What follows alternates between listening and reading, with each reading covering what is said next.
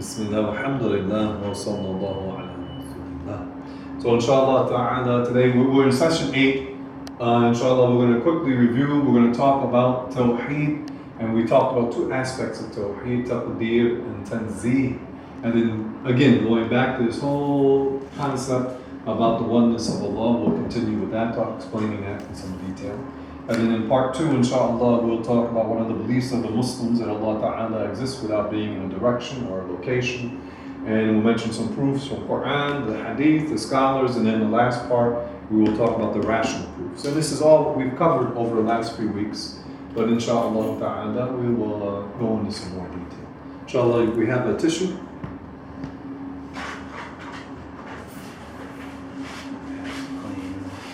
I haven't used this. No, this was clean? Yeah. Okay. So let's go ahead.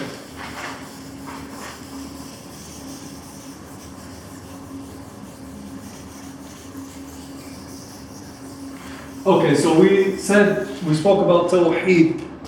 And what did we say Tawheed means? Oneness. The science of oneness. Science of God's oneness. Tawheed means the science of God's oneness. And then we said we can think of it in two aspects. Let's say Tawheed. We can think of two branches of it. One is Taqdeer, and we're going to talk about this later in some detail. And the other is what we're going to discuss today, bi'idhnillah, Tanzih. So what does Taqdeer mean? Taqdeer. Naam. What does it mean?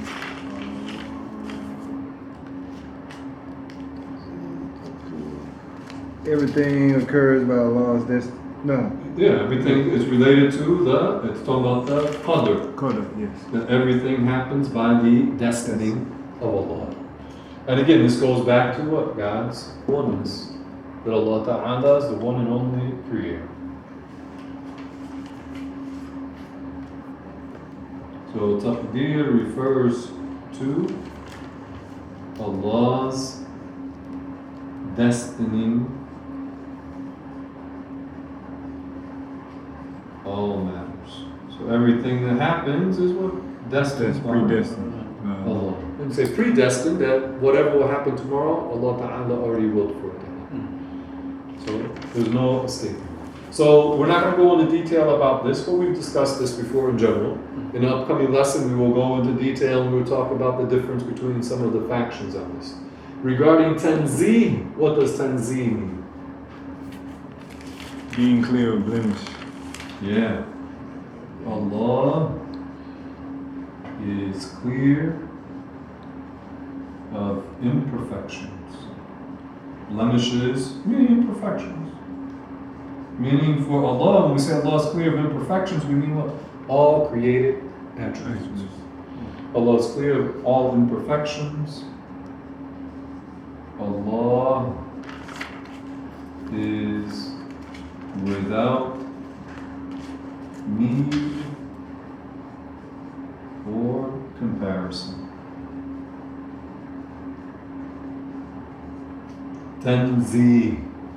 And this is what we'll continue on this topic, bi'idhnillah ta'ala, this evening. So Taqdeer refers to, you think again, the roots, what? Qadr, the Qaf, the Da, the Ra. Taqdeer refers to Allah, destiny, all matters. Tanzih, Allah is clear of all imperfections, Allah is without need or comparison. And all of this goes back to what? Tawheed, the science of God's oneness.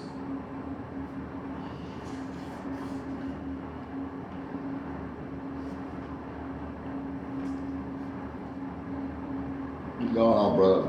Okay. Don't get I'm gonna get it rolled down. We talk about this last. We got both of them rolled down. Okay. طيب. Inshallah, give you a minute, inshallah. I don't want to hold the lesson up though. No, that's fine. Excuse me, Brother Ali. Yes. Would you happen to have a pen? Yes, sir. Yes, sir. Inshallah.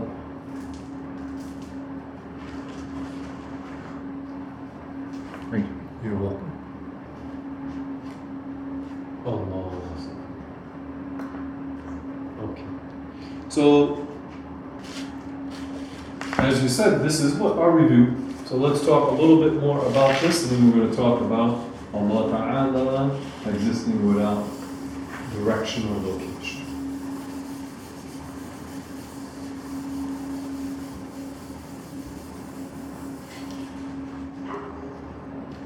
So when we say Allah is the only creator, so we say Allah is one.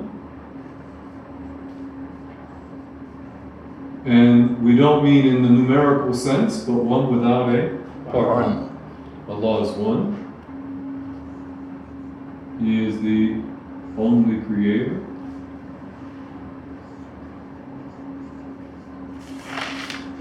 Allah existed before the creations. Allah is one, Allah is the only creator, Allah existed before any of the creations. Again, Tawheed is a science of God's oneness. Okay.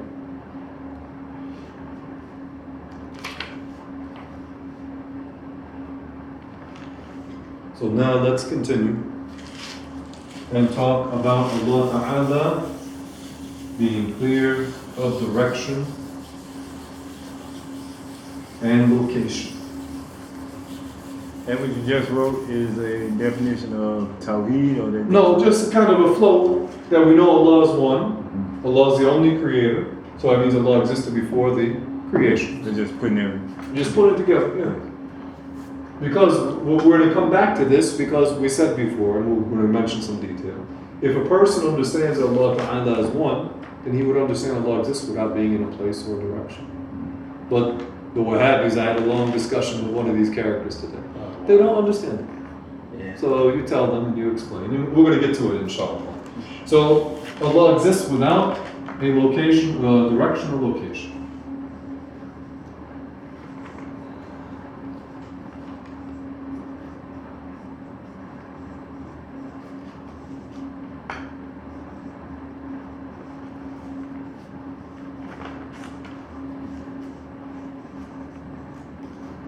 Okay, طيب. We defined last week direction. What did we say a direction is? And the distance from one object to another. Not the distance. Or the Position. It is comparison of what? Position. yeah Of one object in relation to another object. object. Okay. Direction is, because we can speak about, for example, this glass, and we can speak about the door, which you can't see on the camera. But so we speak about what? Direction. Okay? This is an object, the door is a what? Object. We can speak about the position of this circle to this asterisk, if you wish. Right? We're comparing, this is an object, comparing it to what? Another object. Okay? So if I have just one object, if I speak about the direction of the circle, you may assume in relation to me, but if I just say what direction is this circle, to get clarity, you would say in comparison to what? Okay? If it's by itself, you might say, well, it's to my, in your case, it's to your left. But in reality, the more accurate can be, well, what are you comparing it to? Correct. So one object by itself, you can't speak of its direction. You have to compare it to another object. Okay? So with that said, we know that Allah Ta'ala is not in a direction. Why? Because Allah is not an object. Allah is not an object. And two, Allah is not in a location. Allah is not in a position, not in a place.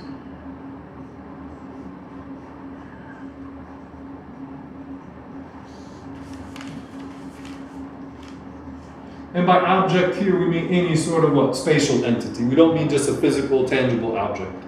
Allah is not an object and is not in a position, meaning what? Place. Like, so that's just to clarify that Allah is not in a direction. And now we'll talk about Allah Ta'ala not in a location, but the same proofs apply for not in a direction. And we will start with the Quranic proofs. If we can take a picture of this, that will be good, inshallah.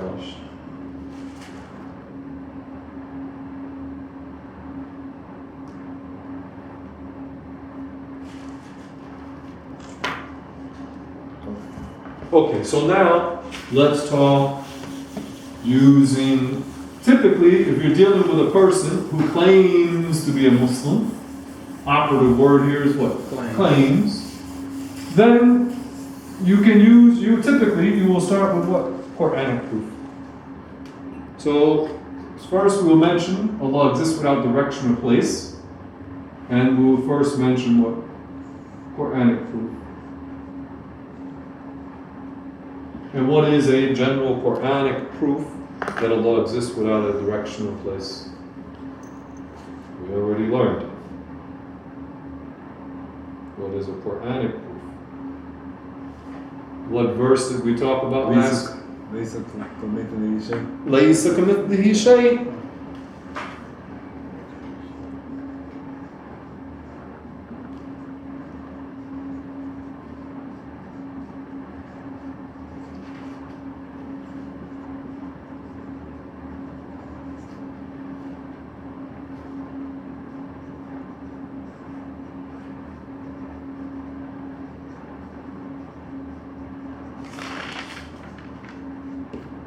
And this is Ashura 11.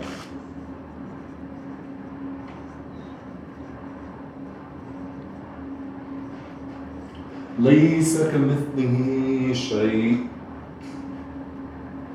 The meaning, there's absolutely nothing like Allah whatsoever. So if you deal with a Wahhabi, you quote this verse to a Wahhabi, it what sails over his head. He doesn't understand. He doesn't understand. He says it, but he doesn't what? Understand. It would be enough if he said, your Lord is one, which you mentioned in the Qur'an, your God is one. He would understand Allah's not one. But he doesn't understand. Because, as we'll mention, he's stuck on what? We say literalism. Taking certain verses and insisting on taking them what? Literally. When they should, if you understand what is proper to believe about Allah, you might not know the exact meaning of the verse, but you know you can't take it literally. This is the way, this is why if you learn Aqidah first, the right Aqidah, even if you don't get a chance to get a lot of knowledge, you will protect your heart from what? A bad belief. What happens? A person who comes, you teach him the right Aqidah, and then maybe he might only be around for a few weeks and he passes away. But alhamdulillah, he learned the right belief. You meet a lot of people, they'll tell you, I want to learn about Islam, where can I get Arabic classes? Learn the Aqidah first. Then if you meet people who are misguided, you'll immediately know that can't. Okay, how is this verse a proof Allah exists without a place? Well, it's telling us, when we look, everything around us that we see exists in a what? Place. I'm looking at the chair, I look at my bag, I look at my shirt. All these things exist in what? Place, and they are in a direction in comparison to what? Other objects, other bodies. What does the verse tell us? The meaning? There is absolutely nothing like Allah whatsoever. So having a place is a characteristic of what? Bodies, objects, things with size, shape, and form. You with me, brother? Okay. So the Creator is absolutely different from all these things, which have what? Size, shape, and form. So that's easy. That's how we know this is from Qur'an. There's absolutely nothing like Allah whatsoever. But now for the Wahhabis, and we'll talk about them in more detail, but in brief, what they believe that Allah Ta'ala has a form, but it's not like other forms. The Muslim would say Allah does not have a form. Period. That's where we start from. Because why? Because there's absolutely nothing like Allah whatsoever. Now from the Hadith, what is a proof?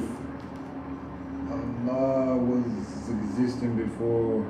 Yeah, that's one. I'm going to go another way. Share another hadith. Well, we learned it in the lessons. We haven't mentioned it in this session. Oh Allah, you, meaning Allah, are al-Zahir. And we'll explain what this means, inshallah. And there is nothing above you.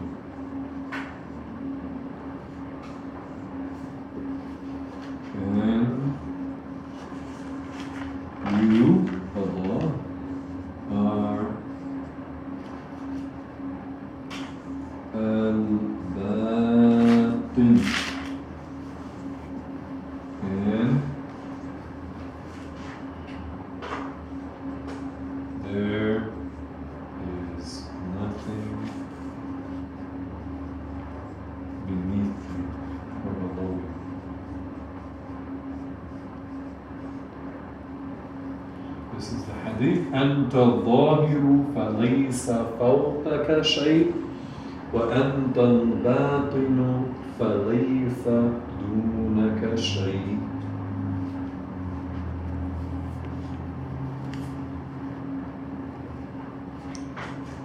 And we'll explain. One of the challenges when you deal with the Wahhabi is he doesn't believe in the use of what? The mind. So he wants to debate you, but then he says you can't use your mind. It's not a debate. It's not a debate, of course. You can't debate with somebody who doesn't want to use his mind. He's going to say, well, the verse says this. Say, well, I don't agree with your interpretation of the verse. Then what? Well, then what? This is what you mean. This is what you claim by the verse. Doesn't mean that I believe it because of you, just because you say it or what your interpretation is. This is your opinion. This is your opinion.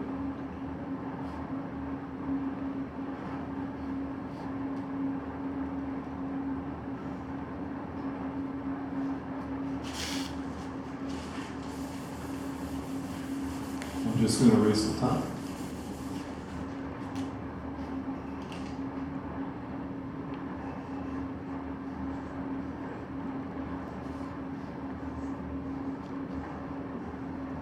So would you consider Tawheed is the Science of God's oneness. yes? Would that entail the proper? I know it's not by itself; it takes more, but that is part of the proper way of believing in Allah. Of course, this is what Tawheed is. Yes, absolutely. Al-Dhahir, in reference to Allah we're talking about.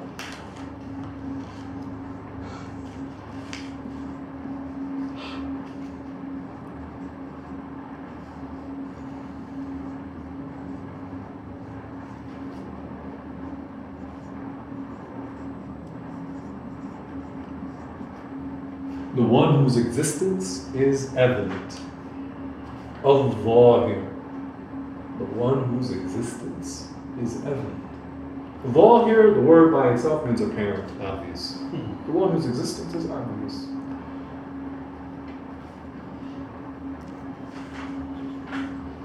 There were builders here. That's obvious. Why? Because we have a building. Who those builders were, I don't know them personally. Never seen them probably. But we know that the building has a builder.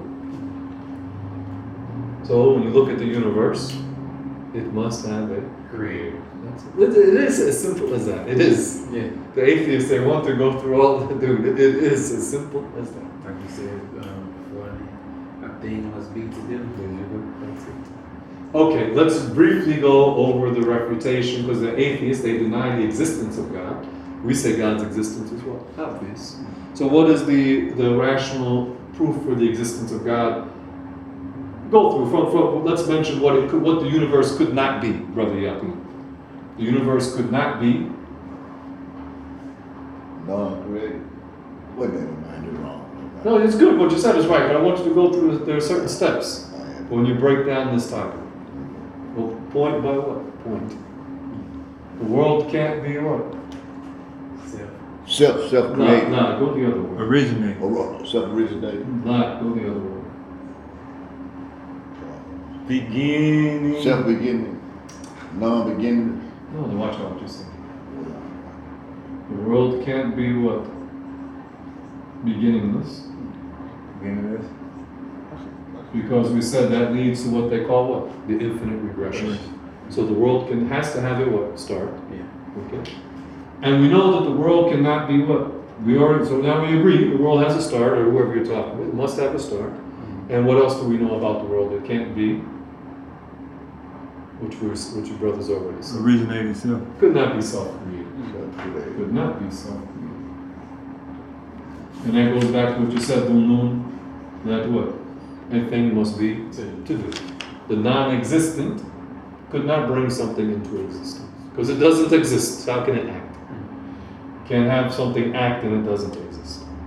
So we know the world can't be beginningless. It can't be self-created.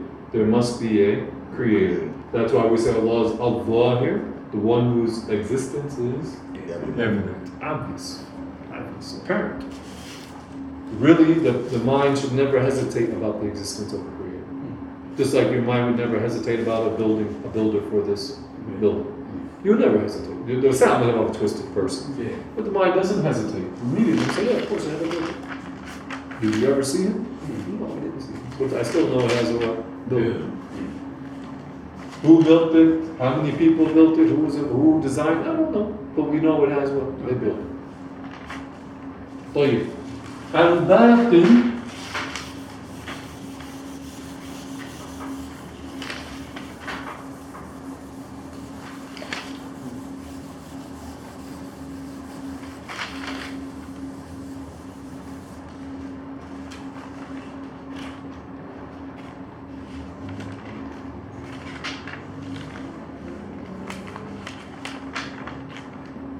means the one who cannot be imagined.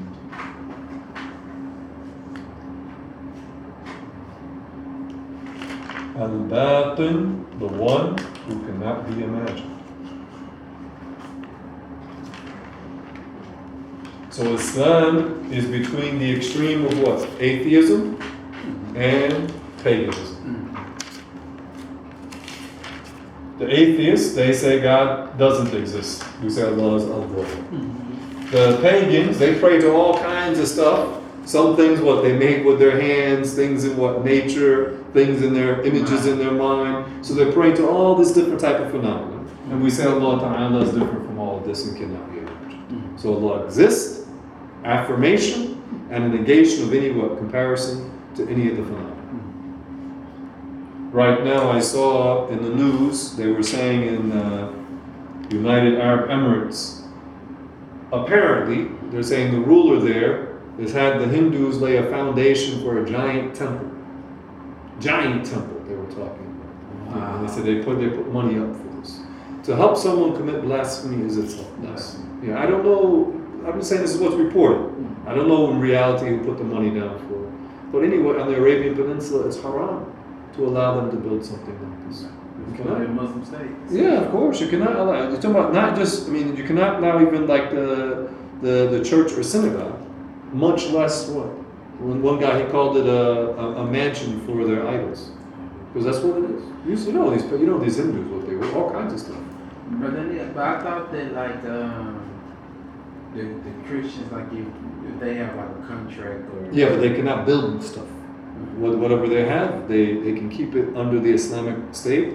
They're not about so-called ISIS. Yeah. But they cannot come and build. They can't be a non-support their religion. No. This is how it is in the Muslim world. طيب. Okay. So this hadith that we mentioned, what was that hadith? You are a zahir and there's nothing above you. Oh Allah. You are a zahir and there's nothing above you, and you are al-batin and there's nothing below you. And so what did the scholars say? Since nothing is above or below Allah, then Allah exists without being in a place. Now, okay. Take a picture of this, inshallah. We'll stop here for part 1, inshallah. Walhamdulillah wa sallallahu ala